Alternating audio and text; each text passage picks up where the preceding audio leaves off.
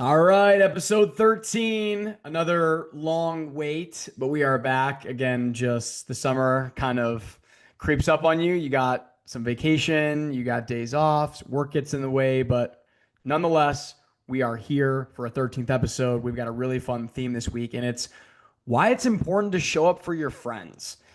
Zach and I had a conversation really before this show started about why it's important to go out for a friend's birthday, even when it inconveniences you.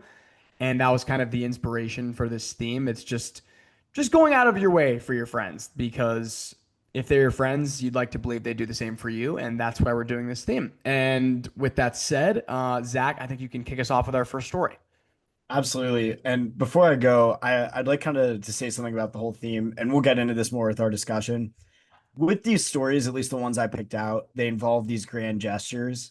Um, what we'll talk about in the discussion, something I firmly believe, is that showing up for a friend is not all about grand gestures. In fact, it can oftentimes just be the opposite. Like that's not needed, and even a gesture sometimes can even be performative or to make up for something.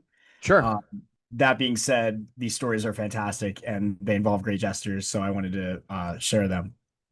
So our first one is about a community that rallies behind their beloved counselor was battling brain cancer. So a group of friends, they raised over $150,000 for their beloved counselor after a brain cancer diagnosis. Um, Tara Fetzer had spent years helping others as a counselor, therapist, and a mother of three in Connecticut. Um, but recently she was diagnosed with a rare and aggressive malignant brain tumor.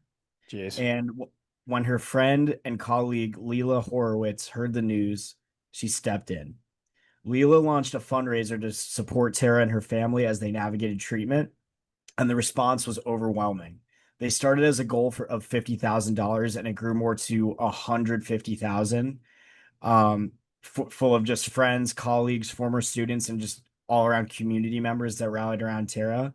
And many donors, they all shared stories about how Tara had always shown up for them over the years. And so Tara and her husband said the support allowed them to focus on her recovery rather than the financial stress of it all.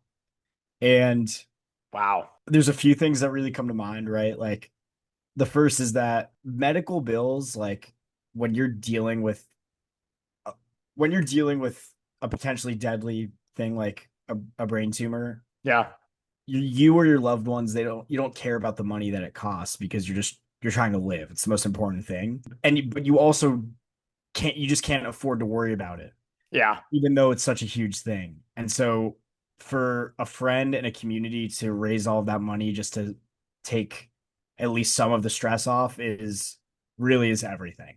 I mean, yeah, man. Anything to take a weight off your shoulders during a period of adversity, especially one of such magnitude like you're bringing up. I mean, gosh, a brain tumor. Like, I mean, you got to think the survival rate of that is very low. And yeah, to carry the burden of thousands of dollars of medical bills for that to just be alleviated, and then you can just focus on rehabilitation and recovery and doing all the right things to ensure that you see the next day. Yeah, huge deal. And you said it was Tara's friend that did this? Yeah, her friend Leela Horowitz, and colleague, friend and colleague. Yeah, man. It's a good friend, right? Wow. I mean, yeah, I'm stunned. I don't know a lot of people that would do that. And then also there's the overwhelming support from the community too. I mean, Tara was a staple in the community, Where's she from? Connecticut. We're in Connecticut. I'm not sure. I actually don't have that in my notes, but I just know that overwhelmingly she was a light in her community, Right on. helping students, really anyone. And that's what a counselor does. Is like for you to choose the path of being a school counselor kind of inherently shows your character, and that is that you're someone that wants to help people, you want to help the future. Yeah. And so it's only right that you put good things out in the world and you get them back. And at the very least, she got the support of the community, and her friends. So And how is she doing now? that I don't know. That's would be a good follow up. I can look that up. We will circle back on that. While Zach's looking that up, I will transition us to our next story and then we'll circle back. So, my one, that story is hard to follow up, but I think I found a pretty good one. So I saw this on ABC News. Michael Strahan did this story. So a correction center for prisoners in Little Rock, Washington, it's called the Cedar Creek Correction Center, has become a rehabilitation center for inmates to learn how to golf.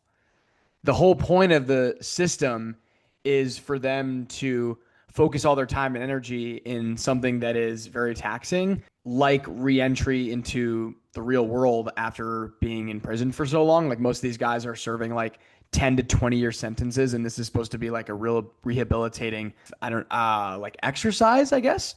But Tim Thrasher is the program creator, and it actually almost reminds me of sort of like Edwin's in Shaker Heights, where we're Yeah. from, where it's this program where former incarcerated people can learn skills and get money and help to get back into the world in like a better place than where they found it. So I really like this story. Maybe not along super along the lines of our theme, but it's showing up for people that probably need it the most and that are probably at their lowest too. I love that you brought that up, and especially the tie into Edwin's. I think any program that because something I think we do a poor job of in this country is using the prison system to rehabilitate, right? Like when prisoners are or incarcerated people are allowed to leave, or they get to leave prison on good behavior, Yeah. the question always usually includes like, do you feel rehabilitated? Like, and the truth is, it's pretty hard to be rehabilitated when you hear a lot of the stories and the shapes of these prisons, and just Yeah. what people have to go through.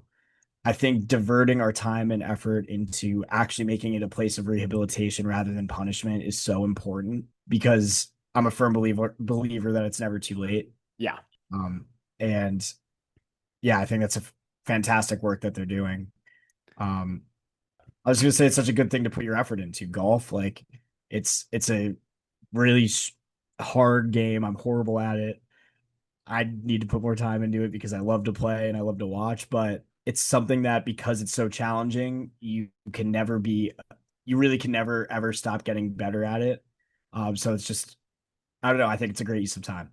Took the words right out of my mouth. I was gonna say it's one of those games that is just so frustrating and so challenging, and you do really have to focus all of your energy and effort into it while you're playing.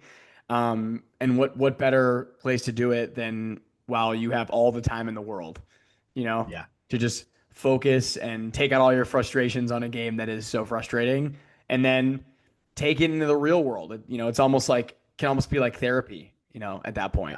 Yeah. Golf is also a good metaphor for working hard at something in general. Like obviously you have to Yeah. work hard at golf, but there's so many different facets of the game, and it's way more of a mental game than a physical game. Yeah. And so I think having that in a place where there's incarcerated people who have a lot of time on their hands to think, diverting that time and energy into golf, you're being productive, but you're also actively working on your mental state. So true. So true. Yeah. Did you find our inquiry from your last story? Yes. So this, I didn't realize how recent this story was. This was published like 3, 4 days ago. Gotcha. So it's still a recent diagnosis. I imagine she's still going through it, but over the course of these next episodes, we can put it on and just hopefully, hopefully we'll get news that maybe she enters remission. That would be the dream. Tara Fetzer, she works at Greenwich Academy. Dude, I think that's where John Fiore's from. Really? Yeah. I think he literally lives like down the street from Greenwich Academy. He I lives in wonder, Greenwich. I wonder if he knows her. We we will have to ask. Yeah. Maybe I'll shoot him a note right now while we're live. What's how do you spell her name? Tara, Tara and then Fetzer, Fetzer. Fetzer. Okay, we're gonna find out if he knows her. Yeah, That's crazy. I know. Okay, let's get the train back on the tracks. Your next story, sir. Yes. So this is about a train ride that turns into a friendship and it changes two lives. 27-year-old Molly Sellen was riding the subway in New York when she struck up a conversation with 81-year-old Maria Alvarez. During their conversation, Maria shared that she hadn't been back to Puerto Rico to visit her family because she was afraid to fly alone. Most people would have wished her well and moved on. Instead, Molly made an unexpected promise. Okay. She told Maria that if she ever wanted to make the trip, she'd go with her. The two stayed in touch and began having weekly dinners together, building a genuine friendship despite a 54-year age gap. And eventually, organizations heard their story and helped sponsor a trip for the pair to travel to Puerto Rico together this summer. So that trip is coming up. I'll have to find out when it is. But it was just a simple conversation with someone on the train. And you got to think like it was as rewarding for Molly, who gets to support Maria and go to Puerto Rico, but also how good she must feel to fulfill that promise and how wonderful Maria must feel to have a companion to fly with, just so that she can go back home. Bro, this is on the same level as the story about Francis Apraku last week. Yeah. Just such a good story. It's And just, and also like beyond showing up for your friends. Like yeah, just far beyond. Like, you know what I mean? it's one of those things that like the inconvenience of the idea or the promise. This is what I'll say. I think it's really easy to say yes to things, and this is something I'll talk about more when we discuss, but like I'm someone that likes to say yes. I don't like to say no. Sure. And it ends up getting me into trouble because I just realize I either don't have time or I don't have the money or make it work. And it's tough because when you say yes, it's almost like a promise. And how do you how do you expect to meet up to those expectations that you set for yourself and that other people are counting on you for? And I don't even think Maria really believed Molly when she made this promise, but Yeah, probably not. probably not. And here it is happening this summer. It's just like one of those things that's like, okay, I'll go out for my friend's birthday. Like, like I'm not gonna stay in. Like, You were talking about how you were trying to get better at get it taking care of your health and like doing small things. And you're hearing Marcus tell about this guy that ran under 4 minute mile. It's the same thing. Like we can go out for somebody's birthday because Molly is going to Puerto Rico with Maria. You know what I mean? Like yes, that is it's not an inconvenience, but it's like it's just difficult. It's it's hard to make that work. it is not in her daily routine, No. and it's not even far out of it's not even like it's far out of her daily routine. It is a trip to not another country, but a territory, not the US. It's far Maybe the away. US. I have no idea. Far away from New York on a Yep. plane with someone who was a stranger and is now a friend. Crazy. Um, Crazy. And it just reminds me that putting a little effort is always worth it because you're going to help someone else and you're also going to help yourself. There's a great movie and I need to rewatch it. It's called Yes Man. Have you seen it? No, I have not. It's a Jim Carrey movie, and basically the whole premise is like he's the cynic who says no to everything in his life, and he falls off this bridge, and there's like a big storm or whatever, like Wizard. I think Morgan Freeman might play the Wizard. Oh, wait. I have definitely heard of this movie. Yes. Yeah, and so basically the whole rest of the movie he can't say no, like it's impossible, and his life, like from his 9 to 5 kind of corporate drone changes to this, obviously it's fictional, but changes to this like unbelievably charismatic, like tries everything type of guy. So much so that, and then it gets to the point in the movie where you realize you have to say no to things, but like he's never the same guy that wants to say no anymore because saying yes always, for the most part, is going to lead you down a new path. And Mm. it's like we discussed in our episode about change, but change is good. Yeah. And uh, Change is great. so I think saying yes to things is great. And I think saying yes to your friends, especially, is really good when you can make it work and it's not like a false promise. There's levels to it. So I want to segue right into quotes with this story Yeah. because I think it's just perfect and it kind of reinforces this, feeling of saying yes when you're not too busy, but like and just showing up for your friends even more so. So the quote is, if you're too busy to laugh, you're too busy. Yeah. Because every time I'm around my friends, I'm always laughing in some capacity, whether we're, you know, talking about memories or cracking wise jokes at each other. Like I'm always laughing. And as much as I like to believe I'm too busy to do that, I'm not that busy. You're right. If anything, I'm just being lazy and I don't want to leave my apartment. Like we're never that busy. No. And it's I like that you brought that up because it's also like sometimes you need to go out of your way when it's inconvenient to laugh. Like Yeah. it's You also don't know, you never know how much you need that exactly until it until it happens happens. and you're just like, Jinx. jinx. Um, it's just one of those things where you have to seek it out, you have to put in the effort. Otherwise, like I saw I keep referencing things content I watch, but these guys Always Friday, they're like my favorite content creators. One of them just got cast on a show on Hulu. I was hype on because I've been watching this guy forever. Regardless, he there was a thing they made about a guy how good it feels when you like say when you fade, like when Yeah, it's yeah. like, oh, I have to go. He's like, no, no, dude, just send a text my grandma's dying. Like, and then it's like effectively like they view him as like getting high. And a whole more of the story is like what I'm trying to get to is like it's easy to say no and it feels good when you say no. But once you're out and once you're with the people that you desire to be around, Yeah. it's way better.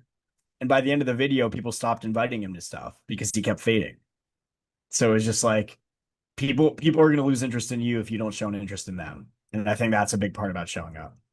I just think also like those spontaneous things that you do in your life are what you remember because you're going out of bounds of your daily routine like when you do stuff like that. Like you're not doing something every day like that, like showing up for somebody's birthday, it only happens once a year, or if it's like a housewarming or something like that. You're going out of your way to do it, but it's something you're going to remember because it's not something that you do every day.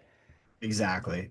And I also think this podcast is a good example of it. Like sometimes I get home from work and I'm just like not feeling it or whatever. And like, it's not that I'm ever dreading this. Like I'm always like, I want to be doing this so much, but it's like, oh, this is like, I need to do this. I made a commitment to myself. I made a commitment to Carson. And the moment we get on this call with each other, it's like I feel it for sure. Where it's just like it's easy. It's Can so I much interrupt easier you for a than I. second? Yeah, Dude, before we did this episode, like my allergies have been killing me. I haven't been sleeping well because like I just can't breathe as well.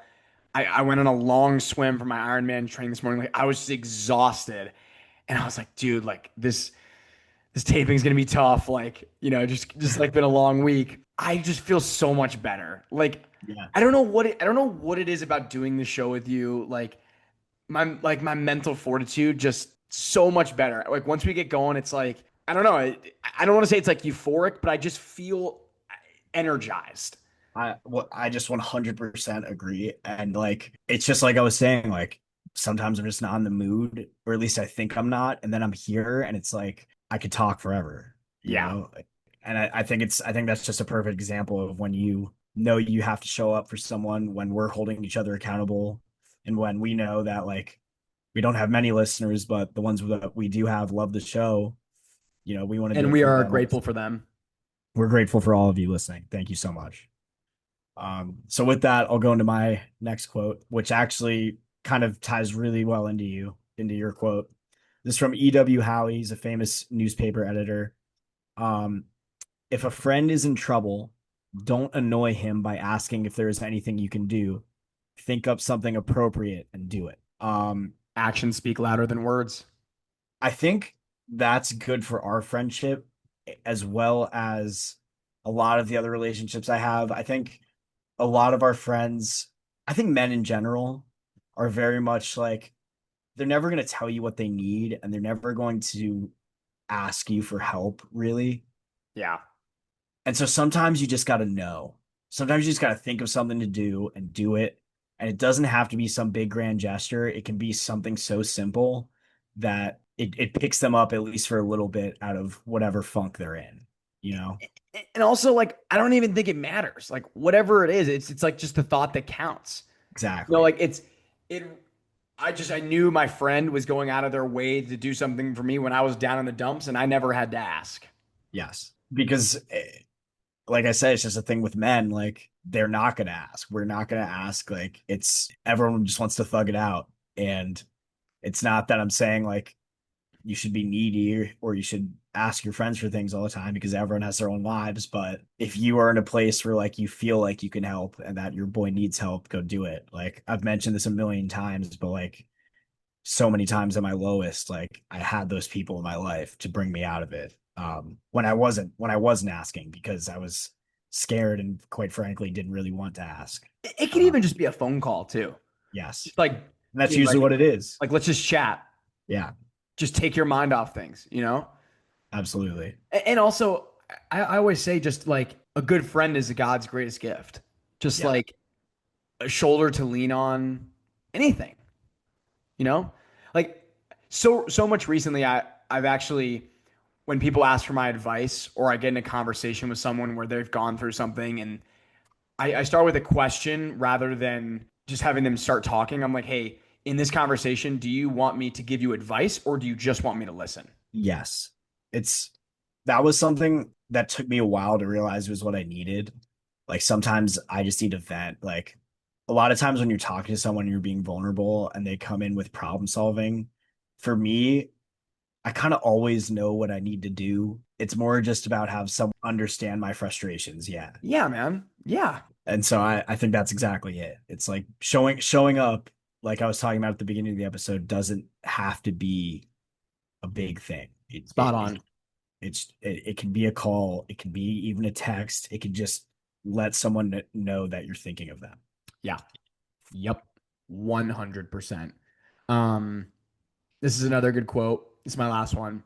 Wherever we are, it is our friends that make up our world. Because it really is the people that make the place. Like when we did our episode on loneliness, I just said how grateful I was that I have a great roommate, great coworkers, friends. Like it just enhances the experience, the life experience so much more when you're around really good people, you know? Especially when you're not around your boys that you grew up with, or the guys you went to college with, your whatever. Doesn't even matter their age either. Can be anybody. I've got Yeah. friends, I got, being in the media, I've got friends that are 60, I've got friends that are 45, I got friends that are my age. But the one cool thing about making new friends in a new place, and it was something that Marcus said, and God, he's just so profound. He's just, I think we always mention his name I on was I was gonna bring up the nest. Go ahead. like just the privilege to go to a new place and make friends and just keep extending your circle is just such a blessing. Like more than you know, honestly, just getting to know more people. And I was gonna bring up what he said really just about how like wherever you go, you're trying to build a nest. You're Yeah, trying to have not only shelter but people to be around you and that is what becomes your nest. Like you start off with your family and that's really all you know for a while. And then as you get older, you make friends, but you're not quite out of the nest yet. And then you leave for, in our case, college, but for a lot of people, just living on their own. And you find other people that become so vitally important to you that you don't know how to live without them. yeah, Um, and so, absolutely, friends make up your whole world, especially for me. Like, I without my friends, I don't know who I am. I don't like that's my friends remind me of who I am in my core, and they always show up for me, so I have to show up for them. spot on, Mr. Lehner. So this is my last quote, and then I actually have a quote from my therapist that I'd like to talk about. But my last Perfect. big quote is from Muhammad Ali. He said, "Friendship is not something you learn in school. But if you haven't learned the meaning of friendship, you haven't really learned anything." It's, Dude, that was like banger, dude. I mean, Muhammad Ali is like one of the most profound Oh, speakers of all time. go, go. Aside from being the greatest boxer ever, it's Can you say he, that quote one more time for our yes. listeners? Friendship is not something you learn in school, but if you haven't learned the meaning of friendship, you really haven't learned anything. It's just so true. It's like in some ways friendship I did learn in school, but not obviously because of the courses, but just because I'm outside learning whatever, or I'm outside at recess and me and you discover we both like Bakugan and then it's raps.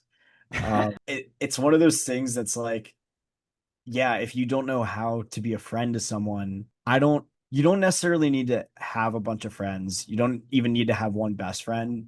But I think in everyone's life, you do need to know what friendship is. And to me, friendship is exactly what the theme of the show is, and that is showing up. Like having a confidant, being a confidant, always, there's very few unconditional love relationships you have. Like it's really just your blood family that you have those.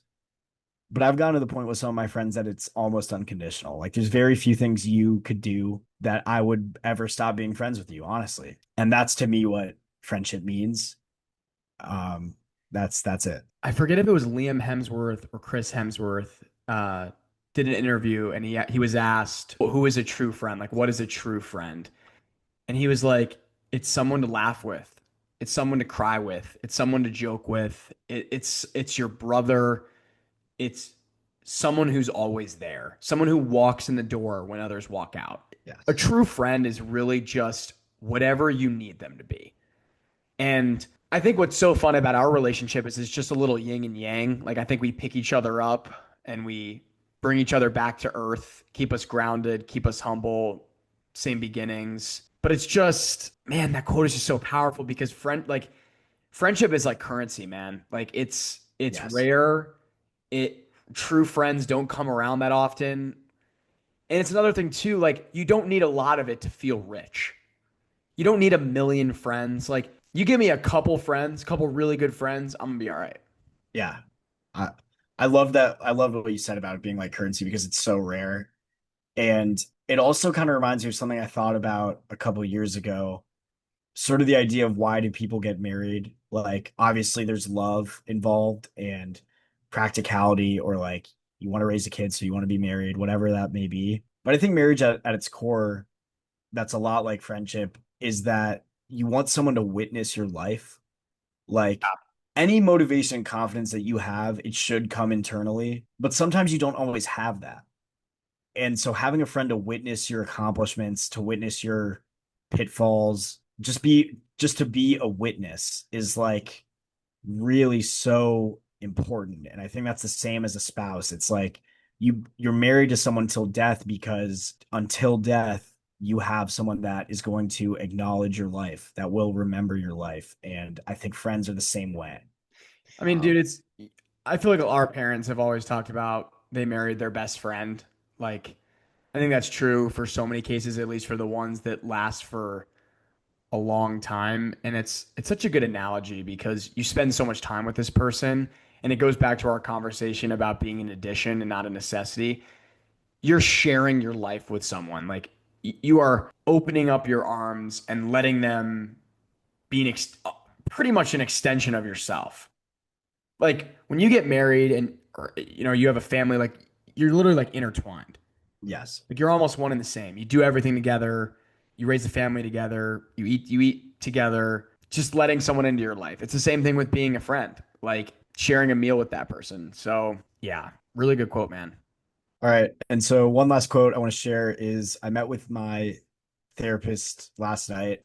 Been seeing her once a week. It was to focus on sleep, and now it's just kind of general therapy. It's been really great. And I told her we were filming and what the kind of topic was, and just we started talking about it a lot. And she said something that she didn't really mean for it to be a bar, and then I told her that I was going to plagiarize this word for word. Basically, she said to me that being there for a friend doesn't always mean showing up in the literal sense or even doing some kind of grand gesture. Not everything has to have a lot of meaning behind it. Otherwise, those acts become performative. But simply being honest with a friend about what you need from them can also be showing up. And I guess to give some context, it's sort of back to the thing about like me saying yes to a lot of things without always like thinking it all the way through. And like, I just loved what she said because I do think that being a true friend is being honest. And sometimes, like, I don't think it's dishonest to say yes when you maybe think that it might not be possible, but I think it's better to just say, I'd love to, let me see if I can figure it out, like, whatever. Um, and I loved what you said about the gestures maybe being kind of performative. Like, not everything, especially in our generation, has to have so much meaning behind it.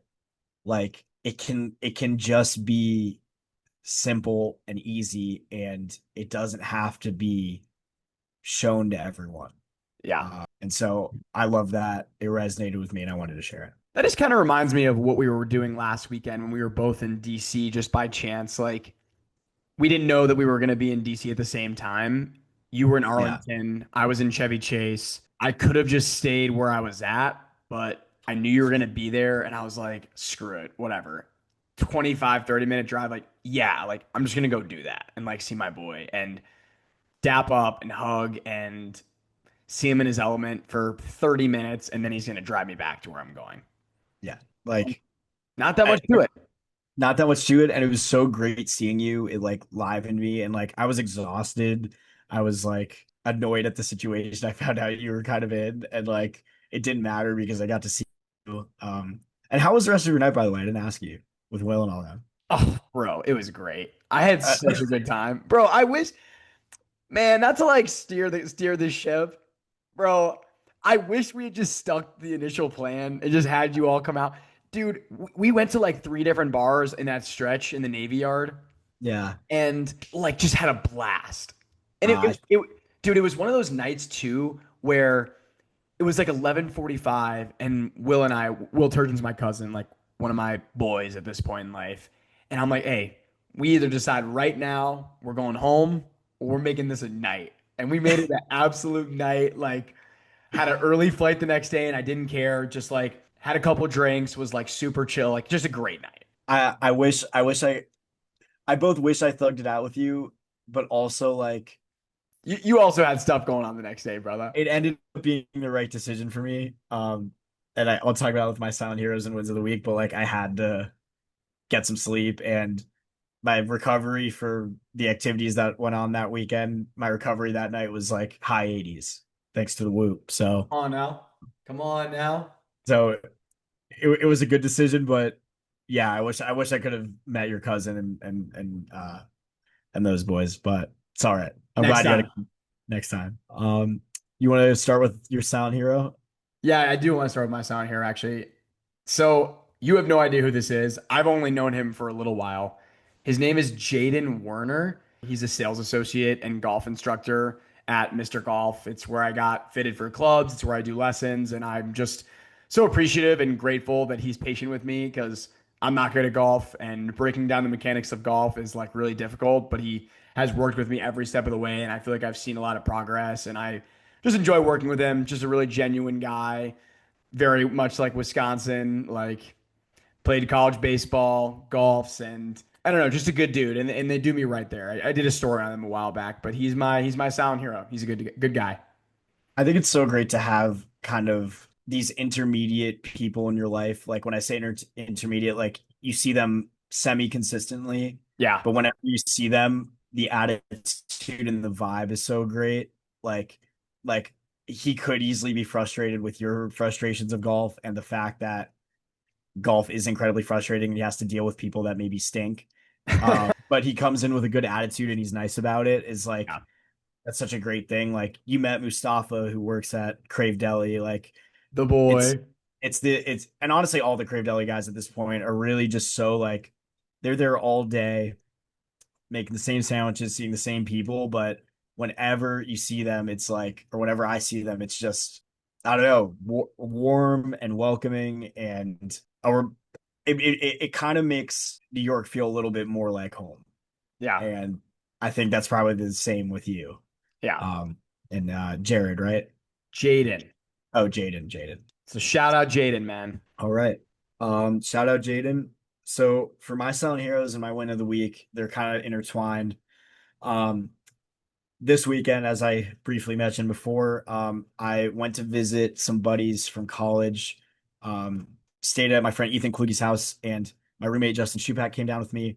And we also met up with Marcus, who's been on the show before, who just graduated from the U, and Jake Ferranda, who also just graduated. And it was just like great to kind of have almost an official celebration of their graduation with them, which was this festival called this, rave music festival electronic thing called Project Glow. Kluge's my sound hero for hosting, but really everyone that made time better. We had two people staying with us that we met at Ultra, Lex and Ella, and it was just so wonderful meeting them, and like we're even planning our next trip now. And to me, that's what friendship is like I had this group of friends going into it that I was so excited to see, but then we just added two new people to our group. And so it was wonderful. It was something that I needed. It was something I said no to at first until Marcus, progressively convinced me to come more and more. And I was like, all right, we're making this happen. Me and Shepak booked the train down there, drove back up with Marcus, and so happy I went because it was so amazing. It was fun seeing you in your element at the beginning of that trip with you and your boys. It was kind of stepping on my win of the week here, but one of my wins, I have two. I'm getting greedy this week, was meeting Marcus and just learning a lot about him and his life experience. And you were just so right when you said that you guys are so similar, because you are like just have such an infectious energy that like people want to be around, and just like just such a genuine human being, that kid, man. Like, and Absolutely. I don't want to spoil anything. We got some big news coming up at some point that we will share soon, but not today. Maybe regarding Marcus. But anywho, we'll leave it at that for now. My second win of the week was going on SVP show. I mean, that was Oh, like, yeah. bro, that was For ridiculous. for our listeners who don't know who SVP is, maybe. Scott Van Pelt, everybody. Sports Center late night host at the nation's capital in DC. But honestly, like, not to fanboy, but like legitimately my idol. Like, does TV the right way and is so authentic and is exactly who he is off the air versus on the air. It was just really cool to like pick his brain and ask him questions. And he sent me like a really nice note after we connected, and he said, if I've done one thing well in this business, it's being present. And so often have I heard that from people in my business, but people on this show and what we preach, because it's just so true. It is just so true. Like it, and like what is really being present? I really boil it down to like three things. It's just not being on your phone, making eye contact, and just being genuine and like kind. Like I think I try to make eye contact a lot more now when I'm in conversation, because I feel like I retain a lot more when I'm like connecting with them at like an eye level, if that makes sense. Yeah. I think just to add one more element to presence is also just like literally understanding, like not worrying about things that haven't happened yet. Yeah, that too. Like just literally being in the moment, this exact moment's the only thing we have. So be there. I mean, it must have been so amazing to hear him say that, just like being such a role model for you. Like, I I literally said to him, I was like, Scott, like so many people have offered the same advice to me that are in places that I want to be one day, and it's just no coincidence, like whatsoever. Like so yeah, many of my mentors, like Josh Moser, who we've had on the show, Anthony Calhoun, I'd even consider Scott a mentor at this point, as you know, depending on if we keep in touch, and like, God forbid, I hope so. Like they all say the same thing, like just be where your feet are every day and enjoy what you're doing. Like especially like what I'm doing. Like granted, I'm not making $1 million like Scott Van Pelt, but I'm stealing money right now. Like I get paid to talk about sports on TV. Like it's pretty epic. it's pretty epic. It's not a real job. Like I travel with the Packers and I go to every and I watch every game from the sidelines. Like so yeah, I should just be really really present like in this chapter of my life. Yeah. So Yeah. those are Well, yeah, I got greedy. Those are my wins: meeting Marcus and meeting SPP. hey, whenever you have wins, I want to hear about all of them. We're done with keeping it to one win. If you got multiple wins, I want to hear it. But we want to hear the wins. Absolutely. So with that, that's a wrap on episode 13. Thank you all so much for tuning in. We will be back next week. Hopefully, it won't be as much of a delay Yeah. on between these episodes and get back to consistent filming. But thank you so much for listening. Go, show up for a friend. If you haven't, go text someone you've been thinking about that you've been putting off texting or calling. It'll mean a lot to them and it'll make you feel better. Go out of your way to show up for your friend. Yes. Yeah. Yes. But yeah, I think that's a wrap on episode 13. We'll see you next week, folks. Thanks.